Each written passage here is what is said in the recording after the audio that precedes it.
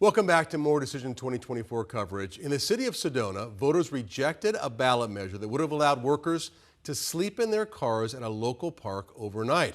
And that's in response to a lack of affordable homes in the Sedona area. It's an issue that city has been dealing with for years. So 12 News journalist Chase Golightly joining us live there now. So Chase, what's the story?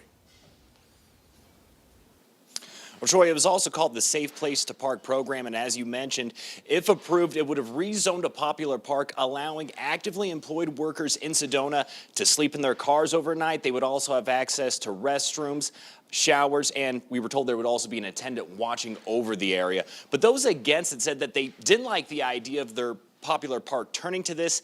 They also thought it would lead to an increase of crime and also drug use in that area. So right now, voters have a majority voted against this measure. But just to give us some perspective on what this means for workers here in Sedona, we're joined now by Lisa Dahl. You own multiple restaurants in here, Sedona. You're also the largest employer here in Sedona. So I just want to ask you, just from what you've heard from your employees living here, working here, what are they kind of been going through without finding an affordable place to live? Well, it's a very bad scene for both involved, the employees and the employer, of course, because if our employees cannot live in affordable housing and find places, which is one of the biggest challenges of all, is just finding the places. And that's not just in Sedona, that's in the entire Verde Valley. So then that affects us having staff shortages. Now, all of this has been exacerbated since the pandemic, and it hasn't really changed. It's not gotten better. We're always chasing. You know, it makes an unsettling situation with some of the other businesses. You know, they poach, things go on that are because we don't have enough people to meet the demands of our tourism. Right. And let's face it, I mean, our restaurants and all of the restaurants in Sedona see anywhere between 3 and 4 million tourists a year. And that's a huge amount of numbers to have such a small residency, such as 10,000 in the town of Sedona. It's a supply and demand issue that is really out of control. Right, and like you said, you know, tourism is so big here for Sedona. The town really relies on it. So when you are getting a new employees coming in, I mean, is it common that they'll tell you, hey, you know, I just slept in my car overnight. I had no place to stay. Is that common for you with people maybe even trying to get employed here at your restaurant? As we speak, we actually do have employees that do that, and that is not an exaggeration.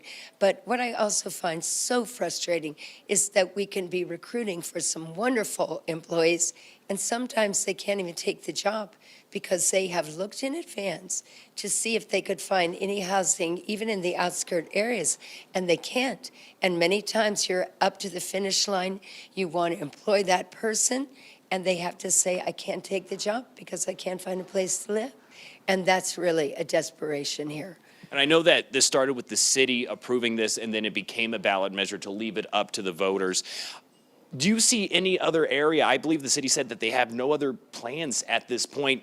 Do you see kind of a future of trying to get that affordable housing, or do you think it's just one thing where those working here are going to have to wait until those developments happen, which could take years? And it does take years, and there are some wonderful planned communities. I know Clarkdale has become very popular, and Cottonwood, but they're also tapped out because their communities have lots of restaurants and things. So it's been a kind of a dog-eat-dog situation for a long time. I have to say that the idea that they had did not really seem like a solution because of all the negative ramifications that would have come, the ones that you mentioned.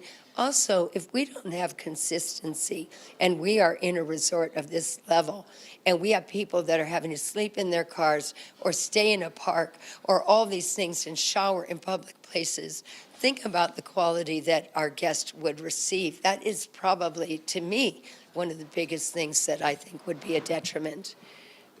Lisa, thank you so much for your time and for speaking with us here today, giving us perspective on what she's seeing, what her employees are going through. And while this is looking like it's not getting approved, we know that it's still going to be an issue here until those develops are made. And just because this doesn't pass doesn't mean that people aren't going to keep sleeping in their cars. They're waiting for solutions, and I know that the town is working to find those solutions, and we'll just have to see what's going on. But for right now, we'll send it back to you in studio. We're live in Sedona. Chase Golightly, 12 News. Well, you can see how desperate the city is to actually put something on the ballot saying, hey, we're going to let you sleep in your car. I mean, that's going to be your home because, you can't find anywhere to live close to where you're working there. And 3 or 4 million tourists a year.